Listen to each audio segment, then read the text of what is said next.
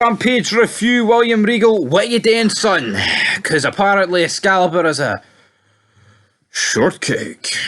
Caramel shortcake that could melt in his mouth. Jesus fucking Christ. I would rather have Carol Pelletier tell me to look at the flowers than listen to William Regal and commentary anymore. And if you don't get that, it's a Walking Dead reference. And I tell you what, this show is fucking dead. AEW is dead. This company is dead. Tony Khan's dead. William Regal's pretty much dead to me at this stage. What a guy he was back in the day, but now he fucking sucks. Not just because he's turned gay on commentary, but even when he cuts promos in the ring, the way he acts. Wrestling. The guy sucks, right? I mean, it is what it is. I mean, William Regal must know that he got over in the WWE by being a comedic villain. It wasn't... When did wrestling get William Regal over? When? Oh, those hard-hitting matches he had against Fit Finlay in 1995, bro. No, it was Commissioner Regal. Do you know what I mean? It was Regal when he was teaming up with like Eugene and stuff like that. It was that stuff. Elton John. Exactly, so... No, but like, how can a show that has Jim Ross, Jericho, and Regal on commentary be fucking horrible? Listen, JR, what they mark it out when the claim come out. Listen! But John Moxley, Claudio, Wheeler Yuta taking on Leo Rush. No quite Rush, is it? And Private Party. It's no Leo Rush. I'm joking. That was Who the is joke. it then? Some guy called Rush. It ain't Leo, but I know it ain't Leo. What's his first name? I don't think it's got one. It's just Rush. Rush. Uh-huh. Well, I'm in no rush to review this because this show is shite. Right, here's my problem. Big main event advertised for tonight. Trios Championship. So, in case you don't know, in case you've been living under a rock, Trios Championship is a three-way tag team title. So, therefore, the Trios title's been on the line as a six-man tag. Why would you kick off the show with a six-man tag when your main event's a six-man tag? Literally, this six-man tag with Moxley and the Bullet Club line Blackpool Combat shit. Jesus Christ, man, you actually get it out. I don't know what it's called, man. I don't care. The BBC, right? Surely this could have happened anywhere. This could have happened on Dynamite. Why did they wait till Rampage where we're having a big title? It just make... It would be like fucking Raw advertising. Oh, you know, Taker's coming back. He's going to have a Hell in a Cell match with Michaels, but to kick off the show, we're getting Fandango versus fucking Brodus Clay a Hell in a Cell. I mean, why would you do that? Yeah, I know. Why would you? It just doesn't make any sense to me. They've done this a couple of weeks ago as well. I remember the night they were crowning the new tag team trio titles. The pay-per-view. It was the pay-per-view. They had fucking 3 trio tag matches, and there was no need. It was literally just jobber matches that they'd thrown together, probably to try and get as much people on the show as they fucking can. But I don't understand why he done that. Yeah, I mean, it's just Tony Khan. He doesn't know how to book. But yeah, the Combat Club win. Wheeler Yuta, though, surprisingly, he's the one that makes one half a Private Party tap. Wheeler Yuta, this guy's missing a chromosome. And I feel like this entire show's been missing a chromosome since day one. I mean, this show kicks off with a 1.4 rating, CM Punk, and it's been nosediving ever since. No, I didn't do it. The first ever show did like a 700. Alright, well, the second one. Aye. You know what I mean? At the start, it was doing no bad. I'd like to know what it's doing now.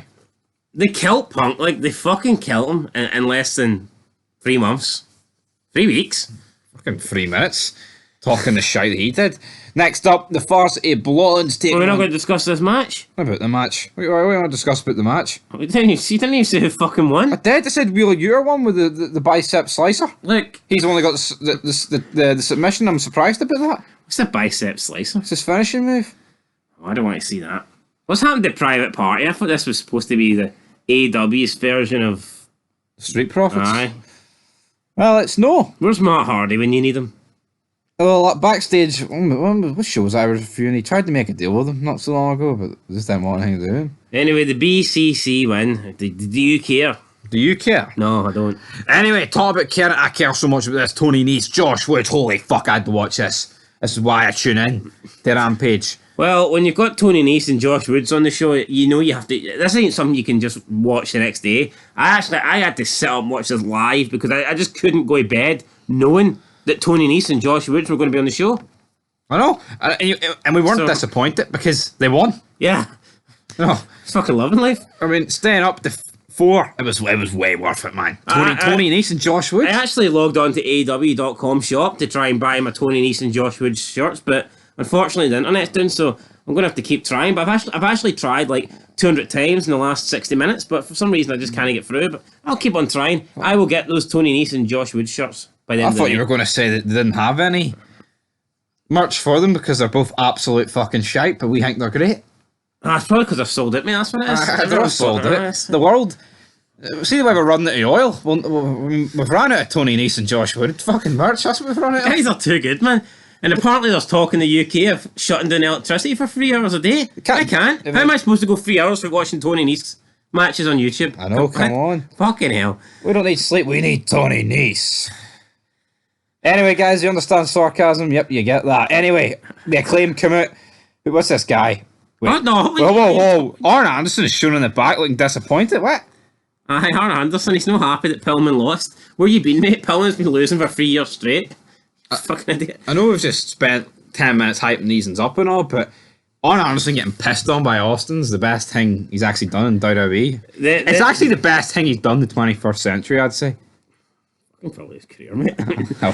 Then Smart Mark Sterling gets in the ring, and he lets us know that he's trademarked the term veracity, and his new team is going to be called the Veracity Athletes, whereas there's now the Veracity Blondes are done. They can't use the name, so. Oh, whoop they do, man. Whoop they do. It's not quite Tony Nese and Josh Wood, so is it? No. Smart Mark, get in the bin. The Acclaim come out. Oh, scissor me, daddy. What's that all about, man? The rap was crap, I thought. Yeah. The Max Caster. See, when he was saying Smart Mark, I thought he was referring to Marks. No, his name's Smart Mark Sterling. Yeah, no. I'm only realising that now. Next up, though, the Jericho Appreciation Society. We've got Tay Mello and Anna taking on Sky Blue and Madison Rain. Bet you Madison Rain wish she never left Impact. I never liked Madison Rain. Like, literally just thought she was good. I don't know why she got all the belts in TNA, to be fair. Probably because there was no one else like, but... Oh, well. I mean, what is this match? Jericho trying to hype up the fact that these two are the future, the Jericho Appreciation... Oh, they are winners. What? Well, they're better than Daniel Garcia, give them that. Like, yeah, but so's Tony Nese. Oh, Tony Nese is better than everyone. But anyway, it's a win for Tay Mello and Anna JSA for anyone that really cares. But I don't. I just don't really. So, I mean, it is what it is. They win. John Silver. John Silver is up next, guys. Big John. You talk about a star. Fucking... You know what? I would actually go as far as saying that Big John Silver better than Big Match John. Oh, it's a close one, like. I'd say he's stronger than him. He's definitely taller than him. Well. Like, John Silver fucking sucks. Like, this is a dwarf. This is a midget. This guy's got dwarfism, right? He's not just short. You can tell the way that he walks and his body, the shape of his body, the size of his limbs. This is a legit midget. Now, they had a midget that we haven't seen in ages, but I actually think it's because of the shit that's going on in Ukraine. They probably got rid of her because Tony Khan's like that. But was he Russian? No, that girl. You must remember her. Was she Russian Female, or something? yeah, she was Russian. But she was like a midget. She was like 4 foot. I can't remember. No, but you know do. What? Well, I probably do remember, but you're probably right. That probably is the reason. And we haven't seen her in a long time. I don't know why. But anyway, you talk about this amazing match, and I'll actually get a picture up on Google just to refresh your memory. I will. I mean, with 6 great guys in the ring, only 2 of them I know their names of, which sums it up. We've got Pac leading his team, the Death Triangle. Not the only match he'll have tonight. He'll be taking on somebody for the Atlantic Championship because he's doing a 2 job tonight, man. But we don't refute Battle of the Belts. You know why? Because we have to go back and watch that big man's match. What's that? Tony Nese matches all night, every night. But the match is pretty shite. When they're hitting moves that are called DVDs, that's when you know it sucks. But yeah, Death Triangle retain their trios champion as I'm looking at a Russian midget here. Layla Hirsch. Jesus Christ, what is going on there? You must know her now, eh? That's a child. You know her now, don't you? You've seen yeah. her, Layla Hirsch. Fucking hell. I think she's even Russian, man. That's a fake Russian. But Death Triangle retain, and that is your dynamite. Just put it in perspective. WrestlingHeadlines.com rated this show a 7 out of 10. What are you going to rate it? You know what? I was actually about to put WrestlingHeadlines.com over because recently I've been using it for news and I like their previews and stuff to kind of get straight to the point. But the fact that they thought this show was a 7 out of 10 is going to have to It's getting me. I know. I've got. See if you're being perfectly honest, right? And even you're the biggest mark. How can this even get above like a 5? Like a straight down the middle 5. What's above average about this show, even if you are a mark? I'm trying to think of an excuse to give it a 1. Yeah, no, yeah. Well, I can't really think of any. I'm going to give it a -1. So there's a 1. Different sort of 1, but it's a -1. 0. I'm sorry. -0.5 here for AEW Rampage. What was good about it? It only lasted an hour, and we didn't. We just watched the clips, so therefore it lasted about 18 minutes.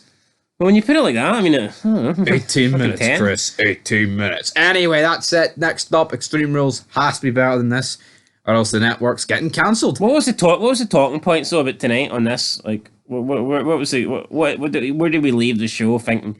Well, you know what? I'd like to discuss this, or what do you think's going to happen next? Well, the show actually ended with the next show starting because Battle of the Belts is right up after it. But I digress. Good wrestling, good storyline, and the matches felt like they meant something. 7, I meant something. Fuck off back to TJ. Meant what? I mean, the matches felt like they meant something. I mean, I think it's mad that you refuse to watch TNA. Can it be worse than this? Let's watch. You know what, guys? You heard it here first. TNA's getting watched till then, though. Peace.